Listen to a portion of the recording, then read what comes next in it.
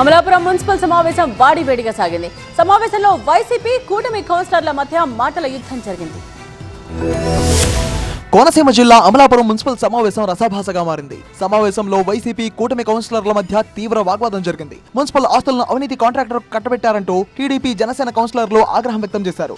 Food court కు sub lease కు ఇవ్వడంపై కౌన్సిలర్లు అభ్యంతరం వ్యక్తం చేశారు. ఎలాంటి అగ్రిమెంట్ లేకుండా కాంట్రాక్టర్ కు లీజ్ కు ఎలా ఇచ్చారని ప్రశ్నించారు. చైర్పర్సన్ పోడియంను ముట్టడించి నిరసన వ్యక్తం చేశారు. గత కౌన్సిల్ సమావేశంలో అభ్యంతరం వ్యక్తం చేసినా కూడా ఫుడ్ కోర్ట్ కు ఎలా అనుమతులు ఇచ్చారని ప్రశ్నించారు కూటమి పార్టీ కౌన్సిలర్లు. దీనిపై సమగ్ర విచారణ జరపాలని డిమాండ్ చేశారు. వైసీపీ ప్రభుత్వ హయాంలో అనేక అక్రమాలు జరిగాయని మండిపడ్డారు. ప్రజాధనాన్ని దుర్వినియోగం చేశారని ఆరోపించారు. ప్రజా సమస్యలపై మాట్లాడే అవకాశమే ఇవ్వడం లేదని ఆరోపించారు. సమస్యలు లేవనెత్తుతుంటే అడ్డుకుంటున్నారని, సమాధానం చెప్పలేక దాటవేస్తున్నారని మండిపడ్డారు. అయితే కూటమి కౌన్సిలర్ల ఆరోపణలపై వైసీపీ కౌన్సిలర్లు ఆగ్రహం వ్యక్తం చేశారు. అంశాల వారీగా సమస్యలపై మాట్లాడకుండా అనవసరంగా రాద్ధాంతం చేస్తున్నారని ఫైర్ అయ్యారు. వారు సమస్యలపై చర్చించకుండా సమావేశంలో గందరగోళం క్రియేట్ చేస్తున్నారని మండిపడ్డారు. తమ హయాంలో ఎక్కడా అవినీతి జరగలేదని, ప్రతి దానికి తమ దగ్గర సమాధానం ఉందని వైసీపీ కౌన్సిలర్లు చెప్తున్నారు. ఇలా రెండు వర్గాల మధ్య వాడివేడిగా మాటల యుద్ధం జరిగింది.